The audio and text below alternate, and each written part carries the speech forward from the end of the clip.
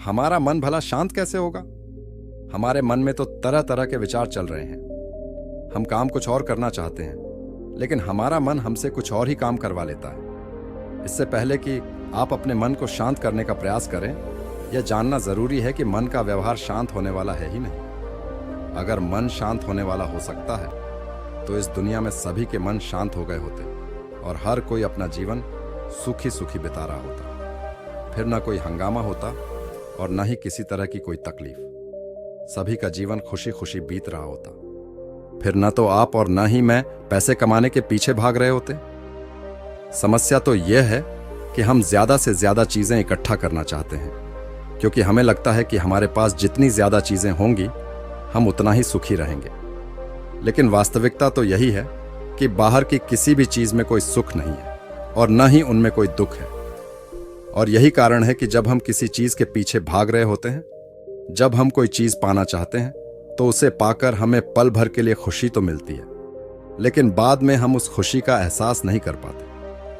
वह खुशी दुख में परिवर्तित हो जाती है और इसी प्रकार से हम एक चीज से दूसरी चीज, दूसरी से तीसरी चीज के पीछे लगातार भागते रहते हैं, क्योंकि हमें ऐसा ही लगता है कि यदि हम वह चीज पा लेंगे तो हम सुखी हो जाएंगे। लेकिन वास्तविकता में वही सुख हमारे दुख का कारण बन जाता है, जिस कारण हमारा मन बेचैन रहने लगता है। हम उस चीज को पाने के लिए तरह तरह के उपाय करते हैं, लेकिन उससे हमें फायदा नहीं होता है, जिस कारण हमारा मन और भी बेचैन होने लगता है और यह बेचैनी धीरे धीरे चिंता का रूप ले लेती है और हमारा मन पूरी तरह से अशांत हो जाता है। हमें कुछ भी अच्छा नहीं लगता। हमें लगता है कि जो कुछ हमने मांगा था उसका उल्टा हो रहा है, सब कुछ हमारे विपरीत जा रहा है। और फिर हम अपने मन को शांत करने के लिए ध्यान करना शुरू करते हैं, क्योंकि एक ध्यान ही वह मार्ग है जो हमें ज्ञान की ओर ले जाता है। वह हमें यह बताता है कि बाहर किसी भी चीज में कोई सुख नहीं है, बुद्ध कहते हैं, और न ही दुख है। दुख और सुख तो हमारे मन का भ्रम है। यह हमारे मन की एक उपज है, जिसके लालच में हमारा मन हमें यहां वहां भगाता रहता है। जैसे कि महीनों से भूखे एक भिखारी को अगर एक सूखी रोटी भी मिल जाए तो वह उसके लिए सुख है, वह उसके लिए अमृत है। और ठीक उसी के विपरीत यदि किसी धनवान के घर पर 56 प्रकार के भोग भी बन जाए, तब भी वह उसे खाकर तो दुखी ही रहेगा। यह तो उनकी मन स्थिति पर निर्भर करता है। इसे और अच्छे से समझने के लिए आज की जो कहानी मैं आपको सुनाने जा रहा हूं, इस कहानी के माध्यम से आप यह समझ पाएंगे कि हमारे मन की स्थिति क्या है और हम इसे कैसे नियंत्रित कर सकते हैं। तो चलिए बिना किसी देरी की कहानी शुरू करते हैं। हम जानेंगे बौद्ध कहानी से। एक समय की बात है, एक गांव में एक युवक रहता था जिसका मन बहुत ही अशांत रहता था। वह हमेशा तनाव में रहता। वह अपने मन को शांत करना चाहता था, लेकिन उसे कोई भी उपाय नजर नहीं आ रहे थे। उसके जीवन में कई प्रकार के दुख थे, जिनके कारण वह हमेशा तकलीफ में रहता, तनाव में रहता। एक दिन उसे पता चला कि उसके गांव में एक बौद्ध भिक्षु आए हुए हैं, जो सभी को दुख और सुख पर उपदेश दे रहे हैं। वह युवक तुरंत ही घर से निकला और उनके आश्रम जा पहुंचा। वहां पर पहुंचने के बाद उस युवक ने देखा कि वह बौद्ध भिक्षु सभी गांव वालों को उपदेश दे रहे थे। बौद्ध भिक्षु कह रहे थे कि सभी के जीवन में कोई ना कोई सुख और दुख तो आता ही रहता है, जिस कारण हमारा मन बहुत अशांत रहता है, और एक अशांत मन इस दुनिया का कोई भी सुख नहीं ले सकता। फिर चाहे उसे पूरी दुनिया की धन दौलत ही क्यों ना मिल जाए, वह उसे पाकर भी दुखी ही रहेगा। परंतु जिस व्यक्ति का मन शांत है, उसके पास चाहे कुछ भी हो या ना हो, वह हर छोटे पल का आनंद ले सकता है। वह हर पल को खुशी खुशी जी सकता है, इस दुनिया का और इस जीवन का परम सुख भी प्राप्त कर सकता है। इतना कहकर उन बौद्ध भिक्षु ने अपना प्रवचन समाप्त कर दिया और वापस आश्रम की ओर लौट गए। वह भी उनके पीछे पीछे आश्रम पहुंच गया और इस युवक ने उन बौद्ध भिक्षु से कहा, हे गुरुवर, अभी कुछ देर पहले आप उपदेश दे रहे थे कि एक शांत मन हर पल का आनंद ले पाता है, हर पल को सुखी सुखी जी पाता है। लेकिन इस दुनिया में सभी के पास मन है और सभी के मन अशांत है, तो ऐसे में भला अपने जीवन को कोई सुखी सुखी कैसे जी सकता है? इस दुनिया में शांत मन किसी के पास नहीं। मेरे पास भी एक ही मन है और वह भी शांत नहीं है। गुरुवर, क्या आप बता सकते हैं कि मैं अपने इस मन को कैसे शांत करूं। तभी बौद्ध भिक्षु ने उस युवक को ध्यान के बारे में समझाया, ध्यान के फायदे बताए और उसे कहा, बेटा, ध्यान करने से हमारा मन शांत हो जाता है। हम विचारों के दलदल से बाहर आने लगते हैं और इस कारण हमारे जीवन में सुख उत्पन्न होने लगता है। यदि तुम भी अपने जीवन में सुखी होना चाहते हो, अपने मन के इन विचारों के दलदल से बाहर निकलना चाहते हो, तुम्हें ध्यान करना चाहिए।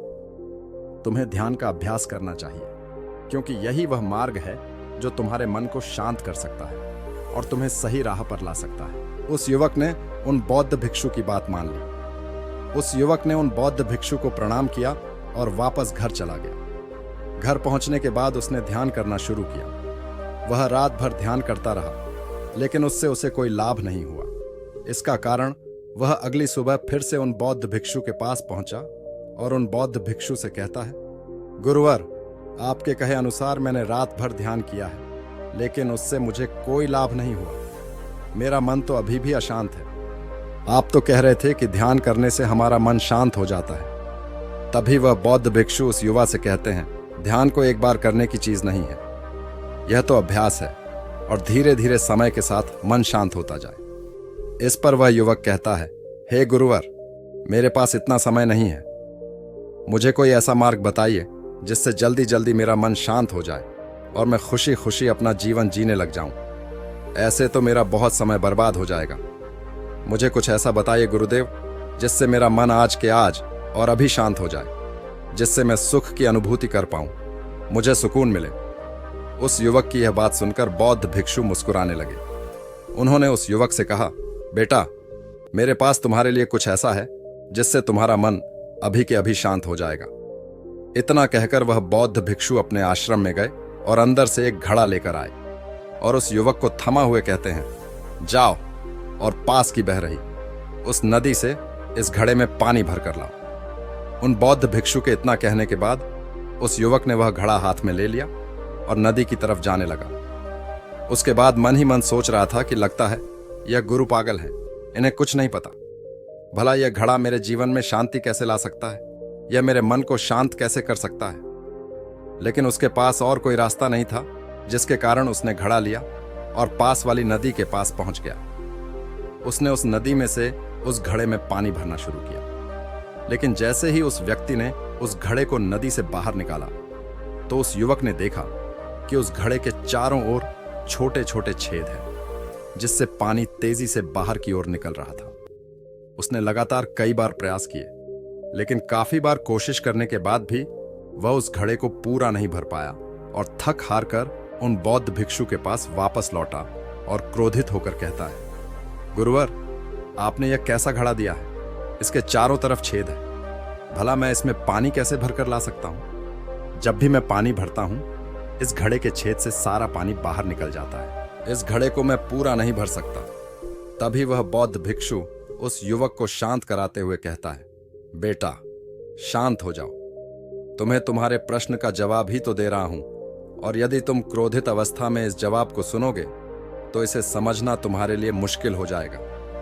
इसलिए शांत हो जाओ और मेरी बात समझने का प्रयास करो। यह जो घड़ा मैंने तुम्हें दिया है, इसे अपना मन समझो और मन केवल दो ही प्रकार से शांत हो सकता है। पहला यह कि तुम उसे लबालब पूरा भर दो और उसमें कुछ भी और आने जाने की जगह न बचे। क्या तुम इस घड़े को इस प्रकार भर सकते हो? इस पर वह युवक कहता है, हे गुरुवर, मैं इस घड़े को लबालब नहीं भर सकता, क्योंकि जब भी मैं इसमें पानी भरता हूं, सारा पानी तो छेद से बाहर निकल जाता है। तभी वह बौद्ध भिक्षु उस युवक से कहते हैं, ठीक इसी तरह हम भी अपने मन को कभी नहीं भर सकते। हम जितना इसमें डालते जाएंगे, वह सब कुछ हमारे शरीर के द्वारा बाहर आता रहेगा। फिर चाहे वह क्रोध हो, प्रेम हो या फिर दया, हम जो भी अपने अंदर आने देते हैं, वही हमारे अंदर से बाहर भी आता है। और इसीलिए मैंने तुम्हें छेद वाला घड़ा दिया, क्योंकि यह हमारे मन के जैसा ही है।